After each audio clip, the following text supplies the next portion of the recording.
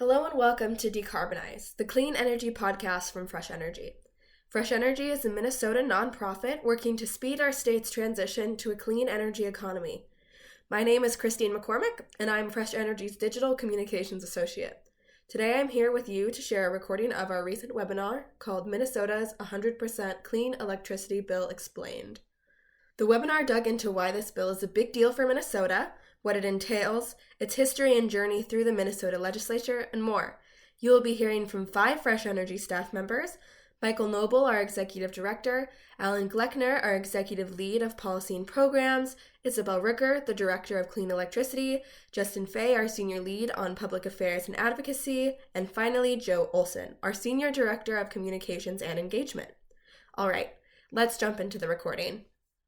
So hello and welcome to Fresh Energy's webinar, digging into Minnesota's 100% clean electricity bill and soon to be law. My name is Joe Olson. My pronouns are she, her, and I am the Senior Director of Communications and Engagement at Fresh Energy. Thank you so much for joining us. So first of all, some of you joining us today might be new to Fresh Energy. So thank you for being with us and getting to know us. Fresh Energy's been working on clean energy and climate policy issues here in Minnesota and throughout the Midwest for 30 years. We are changing the world through bold policy solutions that move us to a just, carbon-free future. And we're helping everyone who lives here end dependence on fossil fuel, electrify their lives, and build a healthy, clean energy economy where all can thrive. So now I want to introduce you to my colleagues and today's speakers. Welcome to Michael Noble, Executive Director of Fresh Energy, Justin Fay, Senior Lead of Public Affairs and Advocacy, Isabel Ricker, Director of Clean Electricity, and Alan Gleckner, Executive Lead Policy and Programs. And I think this is when I'm going to stop sharing my screen and I'm going to spotlight you, Michael. I'm hoping you can tell us a little bit about why this is such a big moment for Minnesota. Well, Joe, thanks so much for pulling us all together. I think people on the call might or might not know that Fresh Energy has been at this advocacy work since 1990. And without any doubt, this is the most significant clean energy climate accomplishment in public policy that we've ever been involved with. I did a little exit interview. I'm rewiring my own life after 30 years of trying to rewire Minnesota's. I did a little exit interview with MinPost, and I cited the 1994 legislative session and the 2007 session and the 2013 session as the most significant in the past 30 years. But without any doubt at all, this bill that Governor Walz signs into law tomorrow afternoon at 2 p.m. is by far the single most significant climate and clean energy thing that I've been fortunate enough to be part of. So we'll get into the weeds, into the details, but just the historic nature of this. A lot of states are arcing toward carbon-free electric supply, but I think our bill is one of the very best, very cleanest, strongest, best bills. We'll talk more about that. And it's really the work of so many people over so many years, starting obviously with the announcement by Governor Tim Walz himself in March of 2019 that this was his vision, and it so closely aligns with the vision that Xcel Energy's board chair and CEO set out just a few months prior to that. And now we have the utilities on board and the labor unions on board, the environmental groups on board. We made a lot of progress bringing people to the idea that if you're going to solve the climate problem, you got to get all the carbon out of the electricity supply, and then you have to electrify everything you can practically electrify. Maybe can't electrify everything, but we can electrify most stuff, and it starts with a carbon-free electricity supply. And I just want to say, Joe Olson, you in particular have been such a unheralded part of this story, driving the narrative, shaping the story, keeping the press involved, writing my speeches, writing my testimony, telling me where to go, what to say. I want to salute you, Joe Olson, for your incredible leadership on this clean energy economy. Thank you, Michael. I clearly wasn't ready for that. I didn't even unmute myself, and I did not script that. But I think, No, she did not script that. That's true. but I do want to recognize you and the folks, especially all of the folks on the call today, Alan, Justin, Isabel, and Michael, because as a communications person, I talk about the work, but you guys are doing the work. So I really want to now turn it over to Justin, who can give our guests perhaps maybe some of the details on the history of 100% and its journey through the legislature this year, and maybe even prior years. Justin, do you want to take it from here? I'd love to. Thank you, Joe, and thanks, Michael. It's interesting to step back and think about the history of this, because it's sort of hard to know where to begin. Do you begin with the first time Minnesota passed any version of renewable energy policy? Do you begin with the passage of the renewable energy standard? Do you begin with when what we now think of as the 100% carbon-free bill was introduced for the first time? I like to begin in 2013. That was the first year after we passed the renewable energy standard, where people started to have an actual serious conversation about what's next. It was obvious by that point that we were going to meet or beat the goals that we had set for ourselves for clean energy deployment 6 years prior, and the question was, where do we go from here? You set goals, you meet them, and then you set new goals. That's how it works. That's life, right?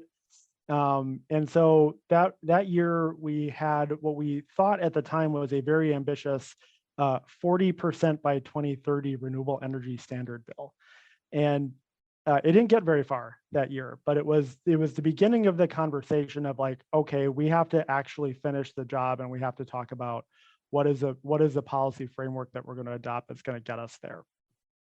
In 2019, so 6 years later, that sort of conversation resulted in, for the first time, a 100% by carbon-free piece of legislation being introduced in the Minnesota House and Senate.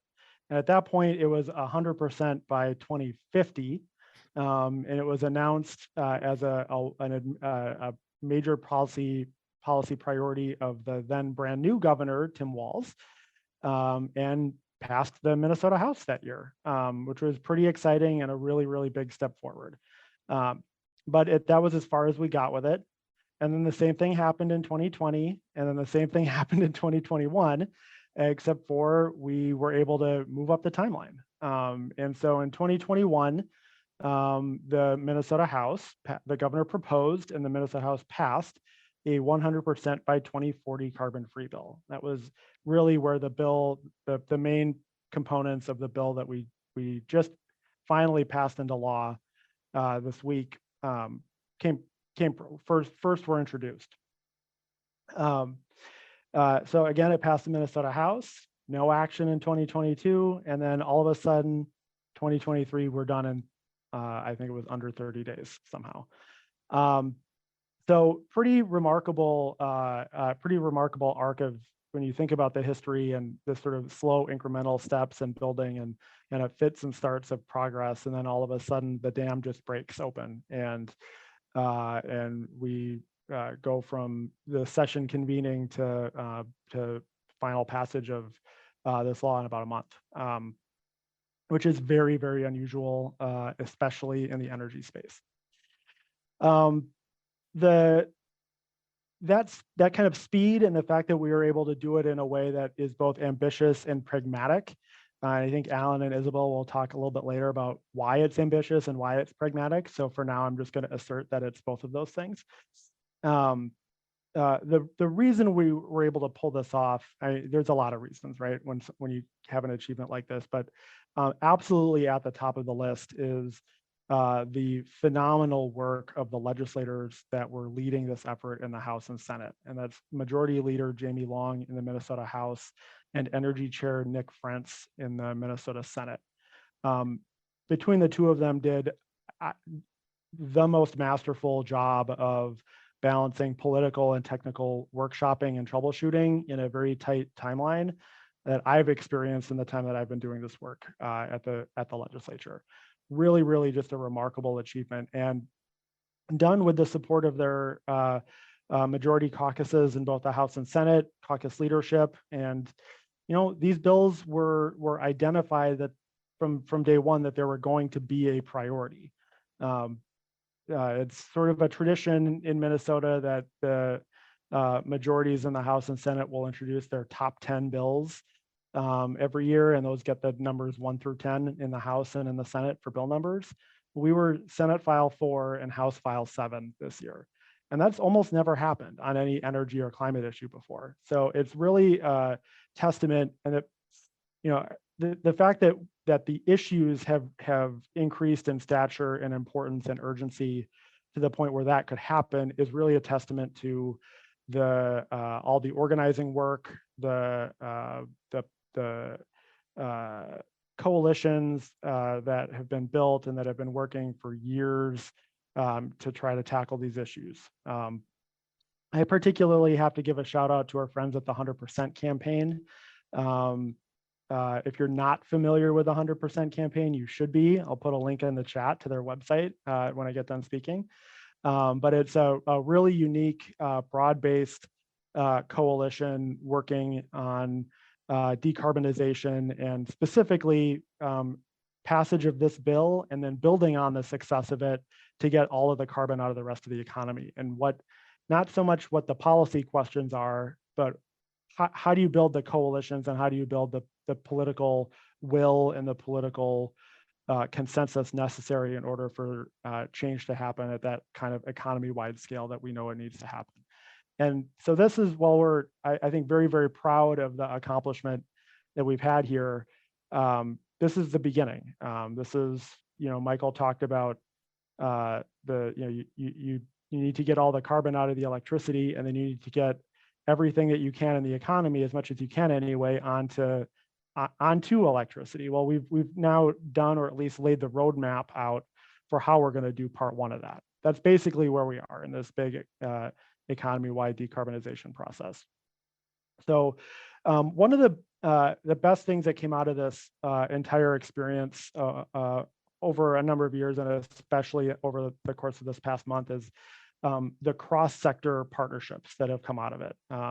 Environmental groups and labor unions and utilities and business folks working together towards a common goal, and having just very candid, direct conversations about what do you need in order for this to be successful? What are the folks that you're accountable to for the objectives that you're most concerned about meeting? What needs to happen in this bill? And that didn't just happen out of nowhere. It was a very intentional set of relationships that folks, including but by no means limited to Fresh Energy, have been working to build over a number of years. And it really, really bore fruit over the past month, that we were able to collectively, as a group of stakeholders, sit down and work through problems. And the result is a really, really good piece of legislation, not because it's the most aggressive, or not only because it's aggressive, but because it's actually very thoughtful. And you can see the work of lots of different stakeholders woven into the fabric of the bill language. The next step here is the bill being signed into law, and that's going to happen tomorrow afternoon. And then we have to go implement it. So we have 4 more months of the 2023 legislative session yet ahead of us. The state of Minnesota has a budget to pass. We have a significant opportunity in the form of federal funds from some of the actions that the U.S. Congress has taken over the last couple of years with Biden administration's leadership. Maximizing the opportunity of the remaining portion of the 2023 legislative session is absolutely critical to getting this new policy that we've just adopted off to a successful start. So we're very, very grateful for all of the work that's been done. Very, very proud of the accomplishment.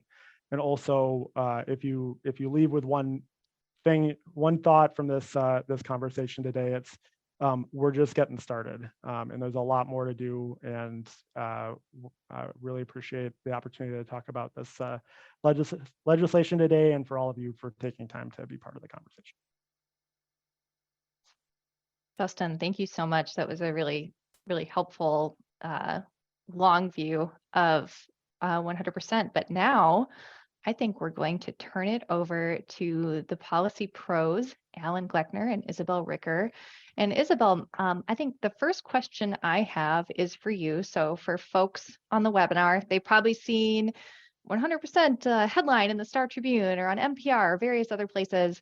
But news articles feature on elements of the bill, but maybe not like the entire thing. So in a nutshell, for you, how would you describe the 100% clean electricity bill?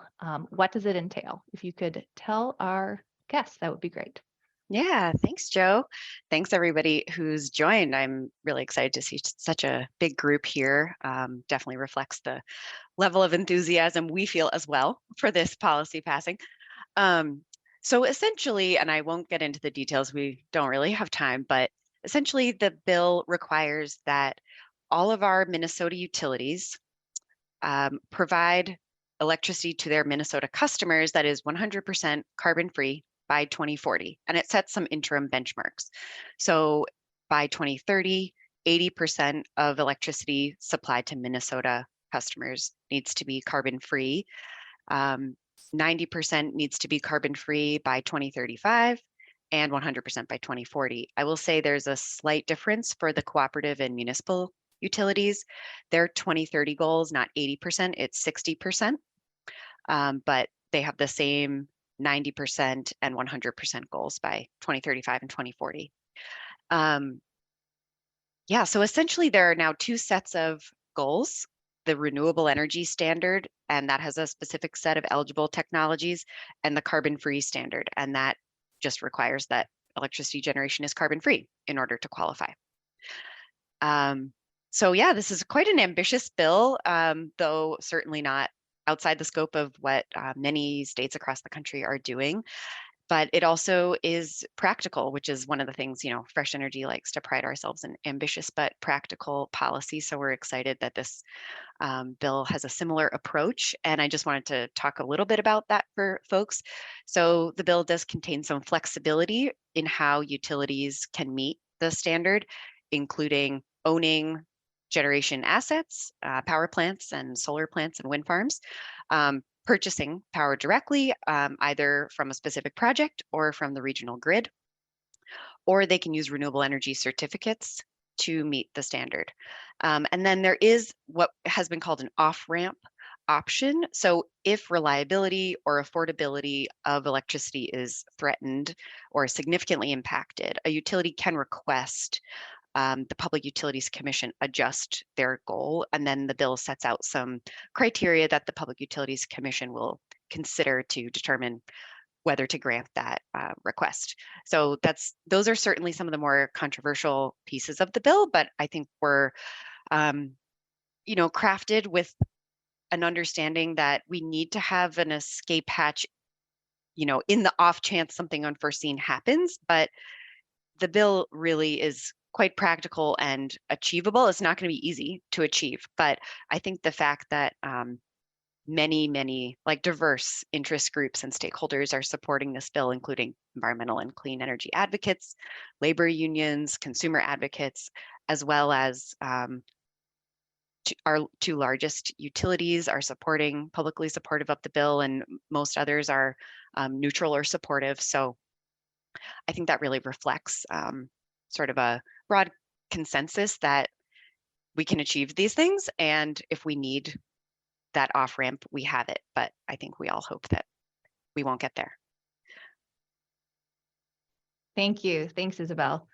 I wonder now if we can turn things over to Alan. So Alan, we saw just a lot of back and forth on the Minnesota House and Senate floors and in committees too about what the 100% bill actually does and then what it does not do. So can you give us first a quick rundown of some of the big things that the bill does do?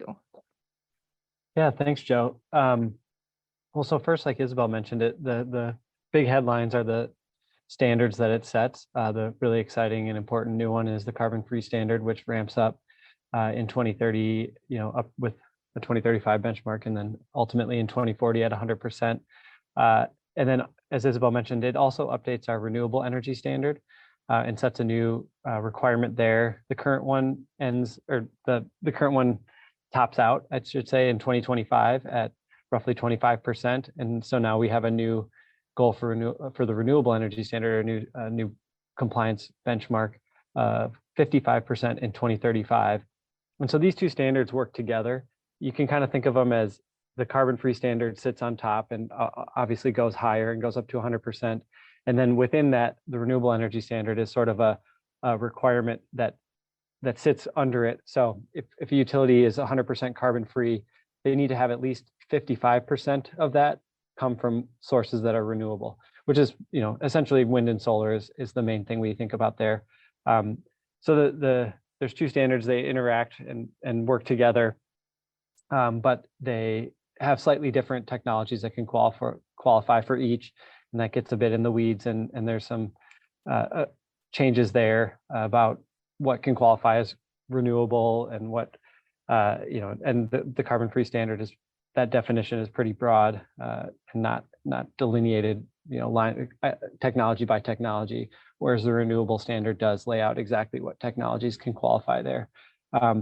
So those work together, and there's an update on the renewable energy standard, and obviously there's some details there I'm skipping over, but we can get into that in the Q&A if we need to. But so, yeah, I mean, the big thing that the bill does is say that the public interest of the state now is that the utilities are providing their customers with carbon-free energy, and requires that with some flexibility laid in, as Isabel mentioned. The key flexibilities that we see are the off-ramp, as Isabel mentioned. The other thing is new technologies. The way the definition for carbon-free is crafted, it's really technology agnostic. As long as it's carbon-free, it can count. And so we're really, setting the stage in conjunction with the IRA for, and with it, what I think we would say the experts are identifying, that we need new technologies to get all the way to 100%. And so the bill really recognizes that and sets the stage for that to happen. So that new technology piece is a big part of the flexibility or part of the toolkit for how are we going to get there. Off-ramp is a flexibility for, God forbid, we can't get there. And then, there's some other flexibility built into how the compliance will work, which is, it gets a bit detailed on some accounting and things, but it gives the utilities flexibility over time and with different technologies to meet the standard, and allows them to interact with our electric system, which is based on a regional wholesale market, and so it accounts for that in a way that adds a bit more flexibility. Some other things, these are much less the big pieces here, but the bill does also have some provisions for clean energy siting improvements. So to help, we know that to get there, we're going to have to build a lot of clean energy, and so this is an attempt to make that faster and easier. By no means a big overhaul. I think there's plenty of other things that are kind of waiting in the wings to help make that even smoother, but there are provisions in there that do that. There are a number of workforce and labor provisions to really do our best to make sure that this clean energy development creates jobs for local workers, jobs that support families, often would be union jobs. So that is a big part of the bill as well. And then another big important piece, probably not so much for the energy system in Minnesota, but very important in just doing what's right, is that the HERC trash incinerator in Hennepin County is removed from qualifying as something that can qualify for these standards. So that is something that was really important for many stakeholders, and a positive piece of this bill that doesn't really change a whole lot on the energy landscape, but is an important thing worth noting. So yeah, why don't I stop there so we can focus in on what people want to talk about too. Yes. Okay. I have a few more questions before we get to the Q&A. Of course, And yeah. I think this is going to get at some of the questions I see popping up in the Q&A and that were submitted in advance too. I can say this as one of the folks on staff who helped implement a text campaign around 100%, that there's a lot of incorrect information or assumptions floating around both in the public sphere, but then also, as we saw on the House and floor, the Senate floor and the House floor. So can you tell us specifically what the bill does not do? So maybe some of like the big talking points that we saw people opposed to the bill bringing forward. Sure. Yeah, I mean, the main talking points and concerns are around cost and reliability. What does this do for our electric costs and our energy costs and for reliability? And I think it's safe to say that anyone who participated in this development of this legislation in good faith, and any serious actors here, never questioned whether that was going to be a part of this. That, we know electricity, it's going to be supporting even more and more of our economy. It has to be affordable. It has to be reliable. It has to meet reliability that we have today, and potentially even better for certain applications if we're going to be relying on it for heating in super cold temps. So that is baked into this in every way. Some of the ways are, like Isabel mentioned, the off-ramp. So if we plan in Minnesota with our utilities, both our regulated utilities through the Public Utilities Commission and our cooperative and municipal utilities are looking 10, 15, 20 years out as they plan. And so they're going to be planning around these requirements in this legislation, and at all times reliability and cost are going to be key in those. And so if there's ever if we're going to see that well in advance of any issues there. So there's no change to planning standards. There's no change to what is reliability. Does reliability have to be met? All that's required. All that will still be required. What we're saying here is we're going to all focus our efforts, the utilities, the regulators, the industry, on getting to these goals and meeting 100% carbon-free electric system while maintaining reliability and maintaining affordability.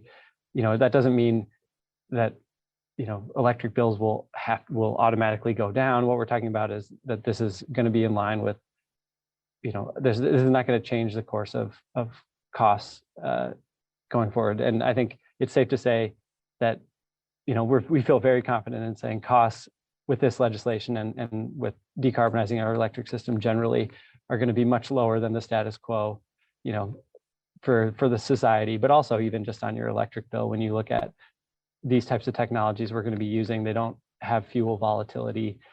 They're based on technologies that can scale, like computer chips, cell phones, largely. So we can expect that as we increase economies of scale, we'll contain costs or even reduce them versus legacy electricity generation. So we're pretty confident on the cost. It's baked in lots of ways in this bill, but particularly in the off ramps, but also under the assumption that this bill is fit part and parcel with the planning that we do in the state. So, I don't. Those are talking points. Blackout bill. There's really no relation here, other than we know we have to make this transition in a way that's reliable, and everyone's working on that. If we don't succeed, we're not going to do it. So there's no increase in odds of blackouts or anything like that. I think another talking point we've heard is that it bans nuclear, somehow disincentivizes nuclear. I don't know, the impacts that are anti-nuclear in some way. That talking point is probably around the fact that the state of Minnesota has what's called a nuclear moratorium, where you can't build new nuclear plants in the state of Minnesota. This legislation didn't deal with that. That wasn't really part of this discussion, because our existing nuclear plants do qualify for carbon-free and would count towards the standard. Theoretically, new nuclear does count towards the standard. Whether or not there's a moratorium in place is a separate discussion, but nothing in this bill changes, or says that other nuclear could not qualify in some way, shape, or form. So those are sort of confusing critiques of the bill. Another thing I think that's come up is this bill is not illegal under federal law or the federal Constitution. We've heard through letters that have been circulated from the state of North Dakota that they have concerns around the legality of this bill as it relates to the federal constitutional dormant commerce clause or the Federal Power Act. This we have lots of legal analysis from leading experts around the country that say that that really isn't true. This is the same framework as our renewable energy standard, which has been on the books and unchallenged in federal court since 2007. There's multiple other states with similar legislation that survived legal challenge or hasn't been challenged. There's nothing different about our bill compared to all these other ones that have survived legal challenge or have not been challenged. Anything can happen. Anyone can sue for any reason, and hope they get lucky. But there's nothing in here that would indicate that there's any difference from our bill versus anyone else's with regards to federal law. Thanks, Alan. I think you powered through a few of the pre-submitted questions too. So thanks for taking time on those talking points. And now I wonder if both Michael and Alan, maybe the two of you can kind of take this one. So Minnesota's major utilities supported or were neutral on this bill. So can you talk about why? Michael, I know that you've been really involved with the utilities over your long history with Fresh Energy, but can you talk a little bit about utilities and 100%? Sure, I appreciate that question. I think Isabel already said that the two largest utilities supported the bill, and a number of other utilities are neutral, including the Minnesota Rural Electric Association, which is the trade group representing the rural electric cooperatives, was neutral.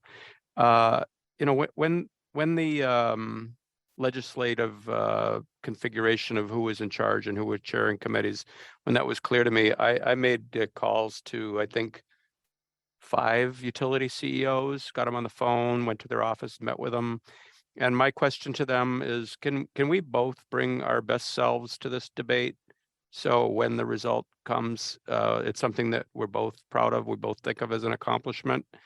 And I don't think they were really planning to have 100% bill become law in 2023, but to their credit, the answer I got from everyone was, yes, we want to work with you. We want to work with the legislators. We don't just want to stand, across history screaming stop. We want to be at the table. And, just to name names, Chris Clark of Xcel Energy, the president of Xcel Energy, was very productive and helpful and thoughtful, and his testimony was wise, and his quotes in the paper were encouraging. I think he used the word excited for the challenge a number of times. Bethany Owen is the chairman of the board of Elite, which is the parent company of Minnesota Power in Duluth. And she was the first person to say, well, if I could get this modest improvement, I could be supportive. And her modest improvement was quite reasonable, we thought. So I give a shout out to Bethany Owen.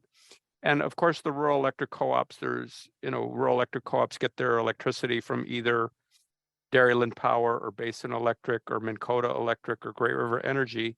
But Great River Energy, headquartered in Maple Grove, has about 85% of the geography of rural Minnesota.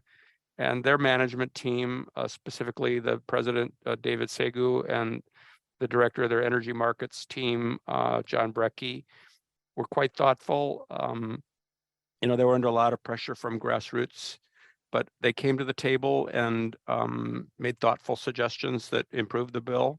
So, maybe when I was young and more of a firebrand, I might not have called them and said, how can we work with each other? But, they have hard jobs that they have to deliver 99.999% reliability. To heavy industrial companies up on the Iron Range. If the reliability fails, a worker could die. They're responsible by law, they're mandated to provide electricity to every single person. They can't say, you're a crummy customer, we don't want to do business with you. They have to provide electricity to everybody, and it has to be affordable and reliable. So, I know I can't run a power company, and then why would I be presumptuous that it's easy for them? So, I'm just very, very proud of all the Minnesota electric industry players who helped make the bill better. They worked very closely with chief authors, Nick Frentz in the Senate and Jamie Long in the House. And I'm sure they would tell you they didn't get everything they asked for, but they made enough of a significant investment, improvement, and thoughtful contributions that I can confidently say the bill is stronger and better and poses less concern and less risk. So they're just trying to do the right thing. And Alan has this line that I use all the time: is once the policymakers set the North Star, every single time utilities step up and exceed expectations. There's plenty of things that we're in disagreement about with our electric utilities. There's plenty of things I give you a long list, but today I just want to celebrate all the leaders of Minnesota's investor-owned utilities and rural electric cooperatives in particular, that they came, and the municipal utility in Rochester, Minnesota. They came to the table, made the bill better, and either supported it outright or they were neutral on the final product. So that's part of the work, is listening and learning and helping get feedback into the process. Thank you, Michael. Alan, do you have anything you want to add to that before we move on? No, I think that's good. Okay, great. So Alan, I had a question for you about how utilities are going to accomplish this, but I know we're already getting kind of close on time. Is there like a quick answer for that? Or maybe we'll talk about some of it in the Q&A. I know we always say deploy, but maybe do you have a 4-sentence answer? Sure. No, I don't know, 4-sentence. Yeah, that's the big, we were working on this very thing before we passed this bill. The bill helps tremendously, but there's, challenges to getting there. Certainly achievable challenges, but yeah, it's essentially build lots and lots and lots of renewables. We know that's going to make up the bulk of how we get there. The other thing we're going to need is a lot of large electric transmission, both to add new renewables, but also to make our grid more and more robust. I think as we're seeing, the biggest challenges that we're going to face are these increasing extreme weather events. And that's what kind of folks who are trying to figure this out are really honing in on, that the trickiest times to deliver on this are going to be those extreme cold, potentially extreme heat too, but really, especially for Minnesota, extreme cold events. And transmission is probably the single best technology we have to help with those, because we can move power really, really great distances, and the odds of extreme weather covering, every last place and is so low that the more you can share power across vast geographies, the better. So transmission is a huge piece of the puzzle, both for just deploying, but also the most difficult reliability questions we're facing. There's a bunch we can do on the customer side with smart charging of EVs, other appliances. Flexible demand is a huge part of it. And then, like I mentioned before, we see definitely a role for new technologies. Probably not, a big part on an annual basis of your electricity would come from some new technologies, but we think that to get all the way to 100% or 95%, that we expect that has to be part of it.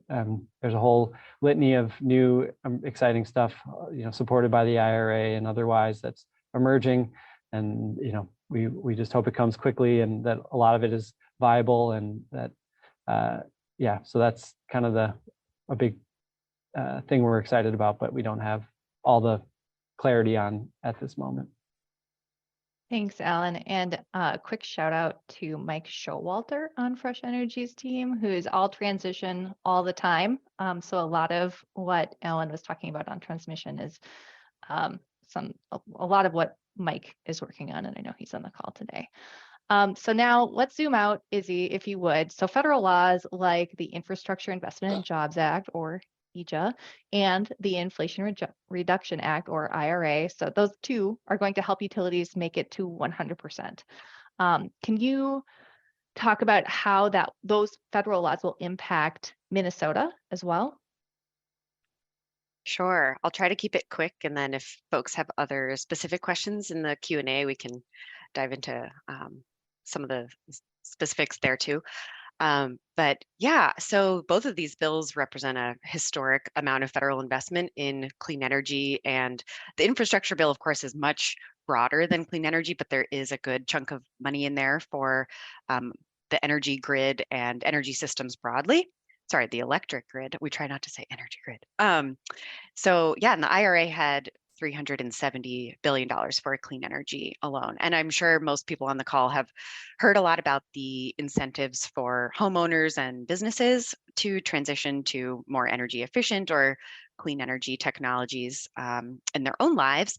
But it also includes incentives through the tax code and through other programs that will be administered by the Department of Energy and Department of Agriculture and others to help utilities transition to carbon-free technologies. So as Alan was mentioning, there's a lot in there for hydrogen and carbon capture, in addition to tax code changes that will really help utilities take advantage of the pre-existing tax credits for wind and solar, and some changes to help with interconnection cost and batteries qualifying for those tax credits as well. So we are, expecting that that really drives down the cost of carbon-free technology over the next 10 years. So that's really, really exciting. And then, of course, also will help drive innovation and deployment, of those other carbon-free technologies that aren't quite market ready today, but we do think are going to be an important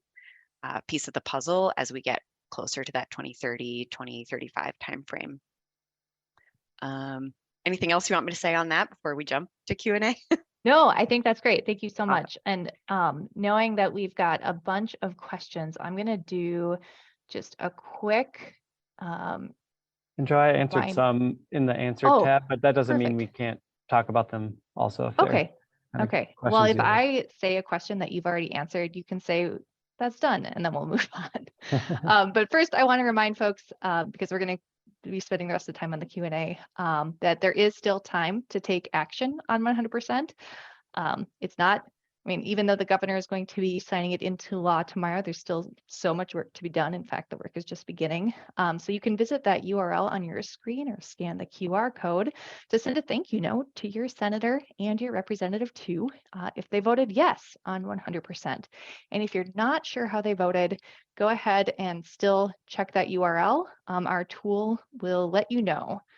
And then second, and I think our development team would be frustrated if I didn't at least promote this, become a donor to Fresh Energy. You can be part of the work, not only by taking action on things like 100%, but by making a donation. People who make a donation of $30 or more today will get a pair of our one-of-a-kind wool Fresh Energy branded clean energy socks featuring wind turbines and solar panels, as seen on Jamie Long. I think I've seen him wearing a pair of these at hearings and whatnot over the past year. So let's do the Q&A first. So we had a persistent question asker, so I want to ask his question first. So let's talk about jumpstarting smaller projects. So a lot about 100% and federal legislation does impact utilities, but what is the hopeful message for smaller wind and solar projects in Minnesota? Like, approvals right now are hard to get. Some municipalities have full out bans. Do we anticipate 100% as well as federal legislation perhaps smoothing the way for smaller projects? And this question comes from Clay M. And I saw Not Clay's an easy other question. I saw okay. Clay's other question in there too about kind of the siting in particular. And there's one change that you might be interested in, that for certain solar projects that are not, I'm trying to think how to say this. If a solar project has a transmission line, like a small low voltage transmission line that would connect it from where it sits to the distribution system, and that happens to under current law fall under like a municipal ordinance or need local or county requirement, but the project otherwise does not, that low voltage transmission line is included in the solar project now. So, if it doesn't fall under that jurisdiction for the solar project, a small transmission tie line would not pull it in. So I don't know, I know not gonna drastically change the landscape, but it is one piece of the clean energy siting streamlining that's in there might be relevant. But other than that, I would say the bill doesn't really designate any specific technologies. So in that way, I think there was fears that, oh, this is only going to help big utility scale projects. Well, that's not baked in any way. And, I think there's lots of reasons to think that that utilities are going to look to distribution connected projects to help them meet these targets as things get, as we get closer and closer, and we know we need to take everything we can get.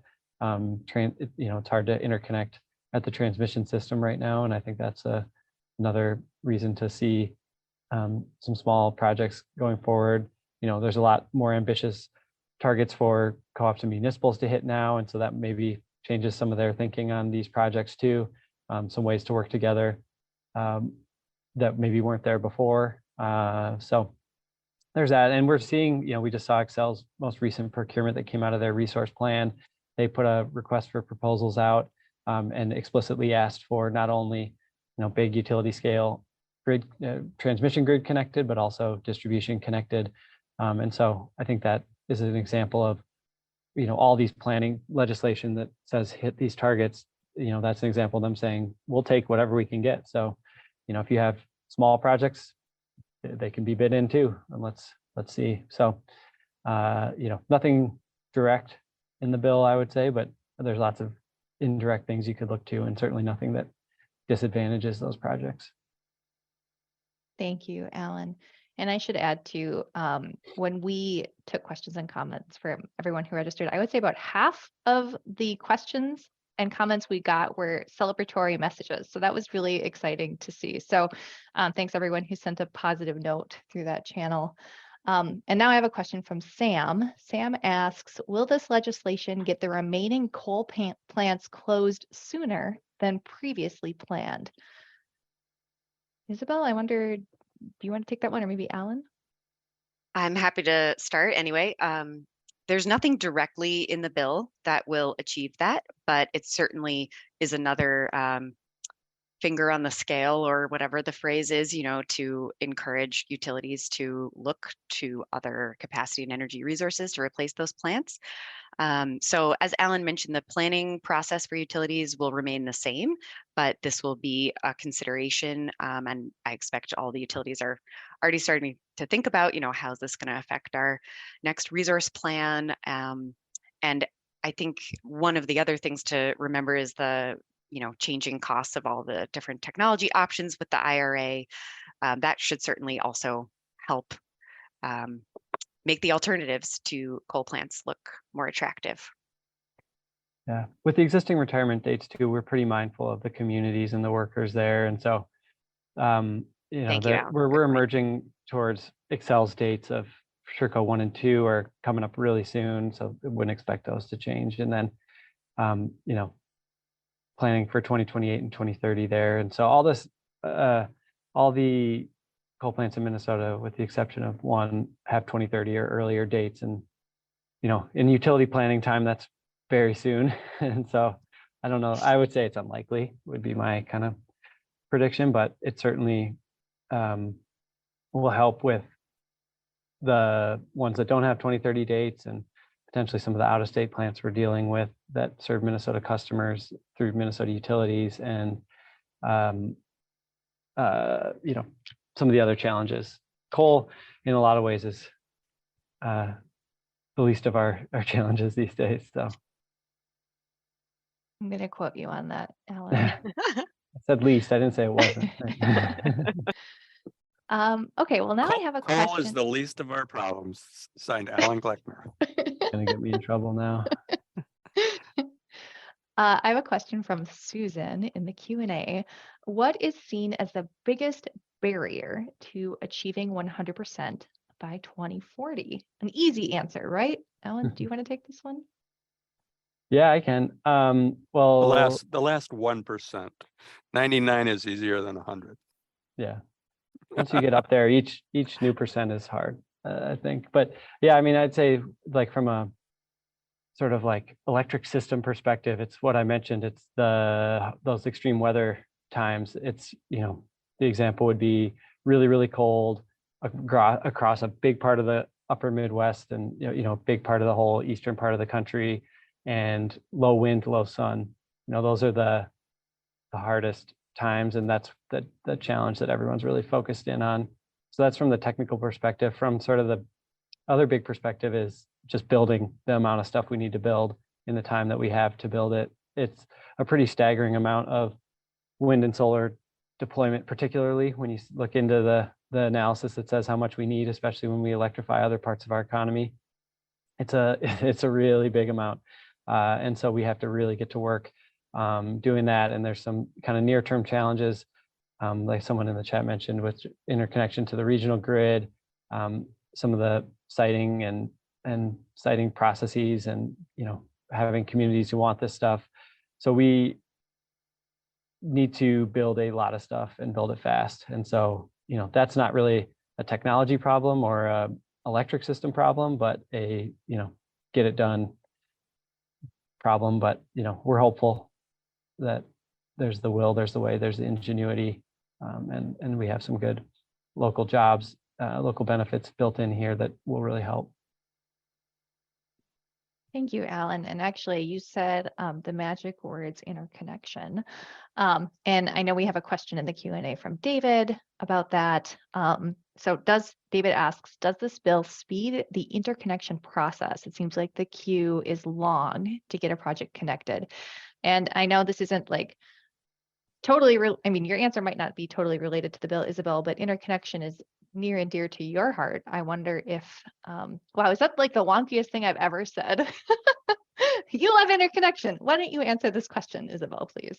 Well, there are two types, right? So the larger projects usually get interconnected to the transmission grid, and that's the regional wholesale power market operator. MISO also manages that transmission grid and that interconnection queue, and there's quite a long queue there. I think a record number for the second year in a row of projects applied to connect this past year, the vast majority of which were renewable. But that really gets to the MISO process, and the answer there is just building out a lot more transmission, and that is in the works, but it takes time. So that's, I think, going to be kind of a slow incremental progress over the next few years, and then hopefully a ramp up as we get closer to 2030 in that. And then on the distribution side, there's also some interconnection challenges in Minnesota. And I guess the short answer is no, the bill doesn't affect either interconnection process. Fresh Energy is talking about and working on some solutions to the local distribution interconnection challenges for Xcel Energy customers. But it's a thorny problem, and this bill does not address that. This is more like setting the vision of where do we want to go by 2040, and then the interconnection issue is one of the many implementation challenges we have to work through. Perfect, thank you. I wonder if we can take Ross's pre-submitted question next. So Ross says, the bill appears to bolster the use of the federal social cost of carbon in Public Utilities Commission proceedings, and perhaps even for co-op and muni resource planning. Can you speak to the intent of this provision in the bill? Alan, do you want to take this one? Yeah, I can do my best at the intent.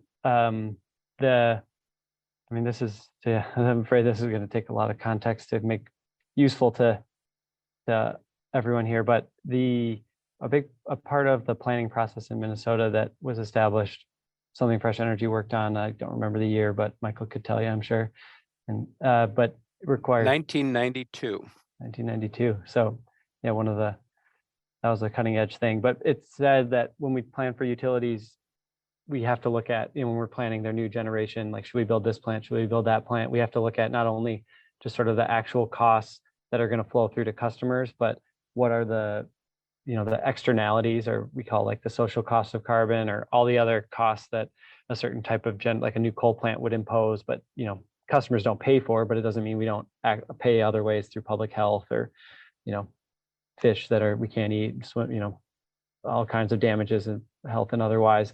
And so that is attempted to be quantified and then put into the planning process. It doesn't dictate any decisions that get made, but it's something that has to be looked at. So the law requires that in these planning processes, you at least have to look at that, and the commission should consider it. And so this bill does update that a bit and says, we basically says you got to use whatever the latest number is, rather than typically it's been a proceeding at a new case at the Public Utilities Commission every like 10 or 15 years. It says, hey, do we need to update these values? It just says, hey, you use the EPA is doing this. They're updating it regularly. Just use the latest and greatest there.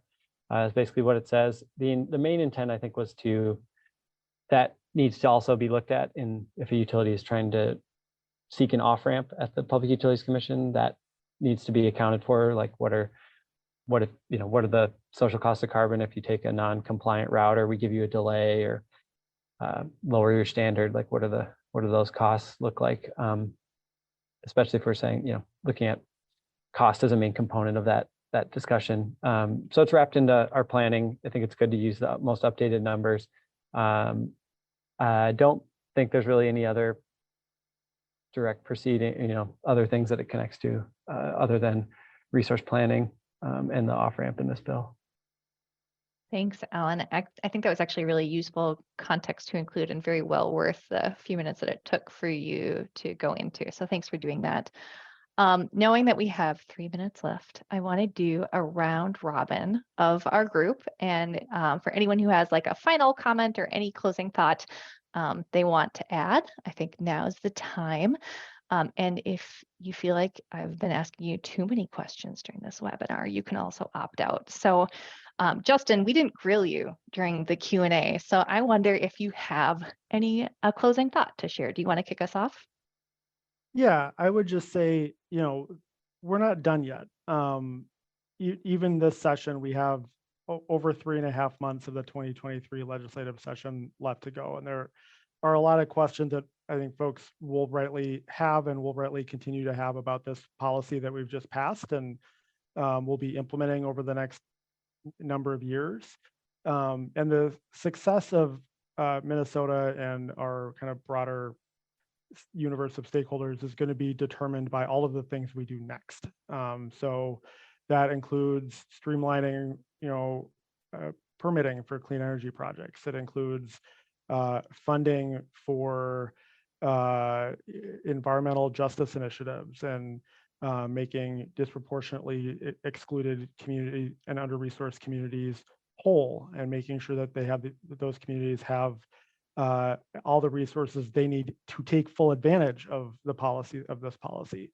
It includes thinking about host communities that currently have an existing fossil fuel power plant. A lot of them are in smaller communities where the utility that owns a coal plant or the large gas plant is paying 50, 60, 70% of the local tax base. That plant closing creates a lot of ripple effects. We talked about siting for renewable energy. I think you could just keep going on down the list, and there are all of these things that were not attempted to be addressed in this bill, because this bill really only does one thing. And the real where the rubber is going to meet the road and determine whether this policy is implemented and ultimately successful by the year 2040 is going to be all the things we do next, starting with the last 3 months of this session. Joe, I have a hard stop at 2:30. Can I just interject my last comment? Yes, please. Back when we passed the renewable energy standard in 2007, people said it would be too hard. And we have on the call today chief author of the bill, Aaron Peterson, who now works for the Washington State Department of Commerce in renewable energy. He was a sophomore legislator at the time. And we actually, what we thought was hard actually turned out to be straightforward once you apply yourself. The 25% renewable energy standard was reached in 2016, 2017, not 2025. Now we have 17 years again to get carbon free. And the advantage we have is that the prices of solar and wind are so dramatically much lower than they were back then. The prices are falling and falling and falling. You can Google the phrase learning curve and see the economic literature that shows why they keep just falling and falling. And it's true of batteries. It's true of all the technologies that we need. And couple that with the fact that everything is on sale now for the next 10 years at 30% off, with the Inflation Reduction Act, this goal, carbon-free by 2040, is going to be achieved earlier than required by law, is my prediction. And it's not going to compromise our affordability or our reliability one iota. That's my prediction, is that we're going to do this exceedingly well, and affordability and reliability will not be compromised. Thank you, Michael. I know we're right up over time. Any closing thoughts or from Alan or Isabel, where we could let the group go? No, thanks for all your support. Couldn't do without you all. Yeah, thank you, everyone. Yes, agreed. All right, well, have a great afternoon, and I will send out a link to the recording for this event, I think tomorrow afternoon. So keep an eye on your inbox for that, and feel free to share it around. Thanks so much for joining us. Thank you for tuning in to the audio recording of our webinar. You can stay up to date on Fresh Energy's work at fresh-energy.org or follow us on social media. Also, Fresh Energy is currently hiring for multiple positions. If you or someone you know is interested in joining our team, check out our website. Just scroll to the bottom of the homepage and choose Join Our Team. Thank you to everyone for listening and subscribing to our podcast. You can support Fresh Energy's work by donating today. Head to our website, which is once again at fresh-energy.org, and click Donate in the upper right corner. Thanks for tuning in.